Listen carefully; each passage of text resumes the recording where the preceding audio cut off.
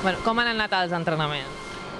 Bé, home, quan acabes primer sempre va bé, però els hem tingut de lluitar molt. Hem tingut d'anar evolucionant la moto, moment a moment, anàvem treballant amb la moto, perquè és molt difícil posar la moto a punt per tots quatre. Però bé, quan fas la pole no pots pas dir que t'ha anat malament. Volíem alguna més encara, però bueno, ara els tenim els nocturns, estem fent uns petits canvis, aviam si podem lograr un ritme un palet més fort del que anem. Algo més significa una mica distanciar-se una mica més del màxim rival? Que la conseqüència sigui aquesta, però d'altra banda anar nosaltres més còmodes, que els pilots se sentin més còmodes a la moto, lògicament correran, aniran una miqueta més ràpid i això voldrà dir distanciar-se si tot va bé, perquè el rival li tenim un respecte horrorós, però bueno.